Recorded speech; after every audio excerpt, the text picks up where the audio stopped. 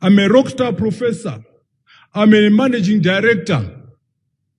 I'm a journalist, superstar journalist. You are superstar nothing until Africa is a superstar economy. You will never be respected as an African until the African continent is done well as a continent. I thank you so very much. There's no leader in Africa right now who's the caliber of Gaddafi or caliber of Kwame Nkrumah. We have midgets running around as leaders, intellectually I mean. No one. Mbeki was almost there, but not really. Kwame Nkrumah, Ben Bella. What did Kwame Nkrumah say? We as Ghanaians are prepared to surrender our sovereignty in part or in total in pursuit of African unity. The independence of Ghana is meaningless unless it is linked to the independence of the rest of the African continent. Ben Bella, what did he say? Let us die a little so that Rhodesia can be free. Let us die a little so that South Africa can be free. These were visionaries. So what I'm emphasizing is that their vision was way ahead of his time. You know, there was a big debate between Nkrumah and Nyerere in 63. Nkrumah was saying, guys, let's move very quickly and unite and be one block. If you get used to being a president, you will not relinquish office. Let's move quickly before you become too comfortable in your little palace as a president. And Nyerere was saying, no, let's do it brick by brick, gradually, slowly, and then we'll get there. And Nyerere won the debate. But guess what? We lost the African integration. Because everyone now wants to be a president. They will never give up. Nkrumah, Gaddafi were ready to surrender individual presidency for the collective African presidency. So, yes, they made their own mistakes, but the vision of integration was there. What we need are African leaders who understand that there's more to be gained by coming together than that which is lost. Traditional knowledge systems, we will address that matter if we start with ourselves before we engage China, before we engage the Russians, before we engage the Americans.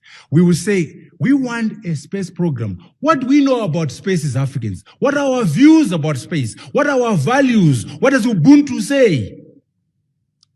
What is our knowledge system, our indigenous knowledge system? When you are proactive, when you start with thyself, know thyself, you'll be able to address that matter and actually leverage your own wisdom. Our problem is that we don't start with ourselves. We start with China. We start with India. We start with America and Europe. We never say, I'm an African. What is my belief system? I'm an African. What do I know about space? I'm an African. What are my views about space? What is the history in my continent in terms of understanding space? So, very important point you are raising, and in my framework, we'll solve it because we'll start with ourselves, our history, our culture, as Africans, sometimes we undervalue ourselves. We think we can learn from Singapore, from Malaysia, from China. We can also learn from ourselves. Ubuntu. I am because we are. We are because I am. A person is a person because of other people. They don't have it in China. They don't have it in America. Not in Japan, but we have it. Collective success is more important than individual success. I am because we are. We are because I am. Lots of wisdom. Even when we devise and build our intelligent systems, we must input Ubuntu into our algorithms. The Americans can't do it because they don't know what Ubuntu is. So when we do the programming with Professor Marwala, we're going to be programming Ubuntu into computers. 4D, excellent 4D. Those 4Ds are great. Let's use them and empower ourselves. One thing I like from China, by the way, you know what he said? I hope you are listening. Because of nuclear weapons, because of the satellite program, we are very confident